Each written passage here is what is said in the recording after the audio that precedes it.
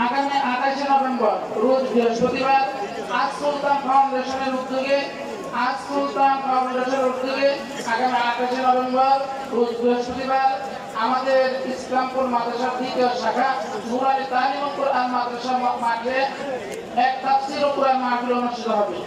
আমাদের দক্ষিণ পাড়া মাদ্রাসার ইসলামপুর মাদ্রাসার দ্বিতীয় শাখার মাঠে তাফসীরুল কুরআন মাহফিল অনুষ্ঠিত হবে। এতে উপস্থিত থাকবেন কুতুবুল আলম শাহ সুলতান আহমদ মাহমুদ রহমতুল্লাহ নাতি পীর কামেল আল্লামা শাহ আনাস সুলতান নানুতুরি সাহেব মুহতামিম জামিয়া আজিজিয়া সুলতানুল উলুম মাদ্রাসা পটুয়াখালী। একটি মোবাইল পাওয়া গেছে, স্টেজ থেকে নিয়ে যাবেন। আর কয়েকটা চাবি পাওয়া গেছে, কেউ হারিয়ে থাকে স্টেজ থেকে নিয়ে যাবেন। আমরা সকলে বসে পড়ি। আরেকটি ঘোষণা শুনি।